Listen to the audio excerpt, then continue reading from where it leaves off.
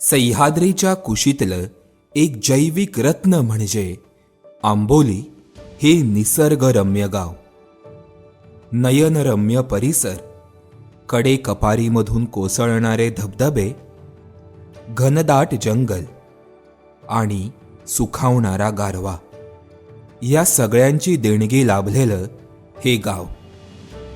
मनाला भुरळ पाडणाऱ्या या गोष्टींखेरीज आंबोलीला एक वेगळी ओळख मिळाली, ती इथल्या वन्यजीवांच्या जैवसमृद्धीमुळे.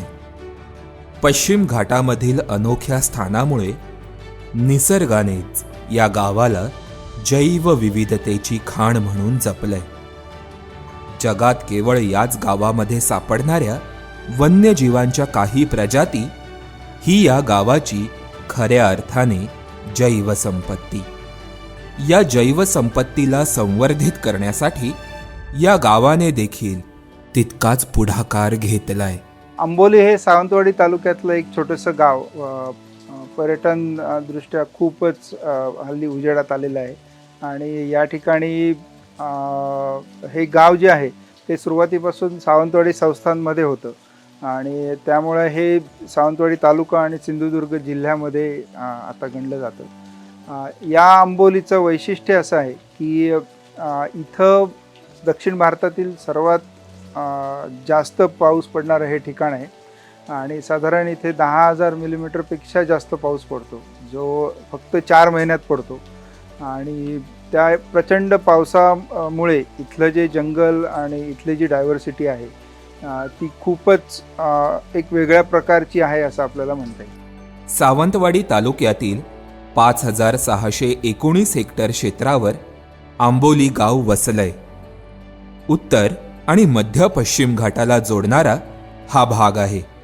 त्यामुळे या ठिकाणी दक्षिण भारतातील प्रजाती मोठ्या संख्येने सापडतात. आंबोली चौकुळ या एवढ्या छोट्याशा भागामधून 2005 सालापासून 22 नव्या प्रजातींचा शोध लागलाय. त्यातील 7 प्रजाती या आंबोलीसाठी प्रदेशनिष्ठ आहेत. म्हणजेच जगात त्यांचा अधिवास आणि अस्तित्व हे केवळ आंबोली या गावामध्येच सापडते.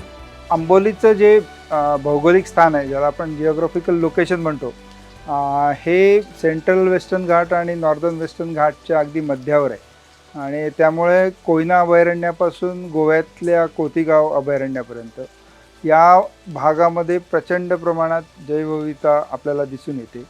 आणि दुसरं की या भागात जास्त एक्सप्लोरेशन्स न झाल्यामुळे ही कधी आत्तापर्यंत प्रकाशात आलेली नव्हती. पण जसं जसं आपण या भागामध्ये एक्सप्लोरेशन्स करतोय, वेगवेगळ्या टेक्सा स्टडी करतोय, तसं तसं नवीन नवीन गोष्टी या भागातून आपल्याला बघायला मिळतात. आणि याचं उत्तम उदाहरण म्हणजे आंबोली आपल्याला म्हणायला लागेल. आंबोलीमध्ये प्रदेशनिष्ठ असणाऱ्या प्रजातींमध्ये उभयचर, अष्टपाद जीव आणि जलचरांचा प्रामुख्याने समावेश होतो. आंबोली चौकुळच्या सड्यावर सापडणारा बेडूका टायगरियाना हा मंडूक त्यापैकीच एक. वाघ्या बेडूक या नावाने ओळखल्या जाणाऱ्या या मंडूकाचा शोध 2009 साली लागला. त्याच्या शरीरावर वाघासारखी पट्टेरी रचना असल्यामुळेच त्याला टायगरियाना हे नाव देण्यात आलंय. सड्यावरच जीवन जगणाऱ्या या मंडूकामध्ये मादी ही नरापेक्षा मोठी असते. पावसाळ्याच्या सुरुवातीला या बेडकांचं सड्यावरच मिलन होतं. त्यानंतर तिथल्या छोट्या छोट्या पाण्याच्या डबक्यामध्ये हे बेडूक अंडी घालतात. नॉर्दर्न डान्सिंग फ्रॉग हा देखील जगात फक्त आंबोलीतच सापडणारा एक बेडूक. फूट फ्लॅगिंग या पायांच्या मजेशीर हालचालींसाठी हा बेडूक ओळखला जातो. या हालचालींमुळेच त्याला डान्सिंग फ्रॉग हे नाव मिळालंय. आंबोलीमधून मागची जवळजवळ 17-18 वर्ष आम्ही मलबार नेचर क्लबच्या माध्यमातून डॉक्युमेंटेशन करतो इथल्या बायोडायव्हर्सिटीचं. आणि यातून आम्हाला जवळपास बेडकांच्या आत्तापर्यंत 22 स्पीसीज मिळाले आहेत, ज्यातले 3 फ्रॉग नवीन आहेत. सापांच्या जवळजवळ म्हणजे रेप्टाईल या ग्रुपच्या जवळजवळ 57-58 स्पीसीज इथनं मिळतात, डॉक्युमेंट झालेले आहेत. बटरफ्लाईच्या 200हून जास्त प्रजाती आंबोलीच्या भागातनं, आंबोली, पारपोली, चौकुळमधनं आम्ही डॉक्युमेंट केले आहेत. मागची 4 वर्ष मी आणि दत्तप्रसाद सावंत मिळून आम्ही चतुरांवरती काम करतो आहे आणि या चतुरांच्या जवळजवळ इथनं 97 स्पीसीज आम्हाला 3 वर्षात इथनं आम्ही डॉक्युमेंट केले आहेत. अष्टपाद कुळातील विंचवाची आयसोमेट्रस आंबोली ही प्रजात जगात केवळ आंबोलीमध्येच सापडते. झाडांवर राहणाऱ्या या प्रजातीचा शोध 2020 साली लागला. सरपटणाऱ्या जीवांमधील निम्मॅन्स्पिस आंबोलिएन्सिस ही पालीची प्रजात आंबोलीसाठी प्रदेशनिष्ठ आहे. दिनचर असणारी ही पाल घराच्या भिंती, झाडांची खोडं आणि दगडांवर दिसते. तिचा आकार 30 ते 34 मिलीमीटर एवढा असतो. आंबोलीमधील धबधब्यांमध्ये सापडणारा एक प्रदेशनिष्ठ खेकडा आहे गुबरनाटोरियाना लॉन्गिपेस. या प्रजातीचं वैशिष्ट्य म्हणजे तिचे लांब पाय. या लांब पायांमुळेच तिला लॉन्गिपेस हे नाव मिळालंय.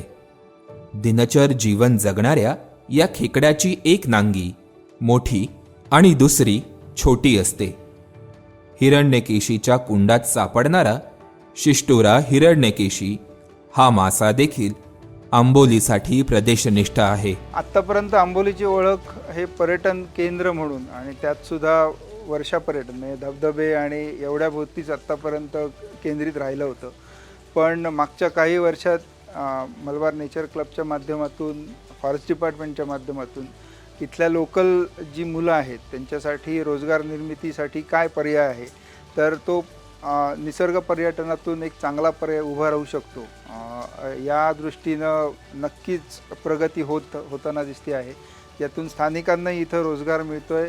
इथल्या वाईल्डलाईफची जगालाही ओळख नव्यानं करून देण्यात या ॲक्टिव्हिटीचा खूप मोठा हातभार आहे आणि त्या दृष्टीनं खूप मोठ्या संख्येनं आता पर्यटक आंबोलीकडे निसर्ग पर्यटनाच्या दृष्टीने वळायला लागलेले आहेत. आंबोलीची प्रदेशनिष्ठ विविधता जपण्यासाठी गेल्या काही वर्षांमध्ये बरेच प्रयत्न झालेत. आंबोली दोडामार्ग संवर्धन राखीव आणि शिष्टुरा हिरण्यकेशी जैविक वारसा स्थळाची निर्मिती हा या प्रयत्नांचाच एक भाग आहे. आंबोलीसारखी जैव समृद्ध गावं ही जगाच्या पाठीवर हाताच्या बोटावर मोजण्या इतकीच आहेत. त्यामुळे अशा गावातील नैसर्गिक अधिवासांचं संवर्धन करण्यासाठी विशेष प्रयत्न होणं गरजेचं आहे.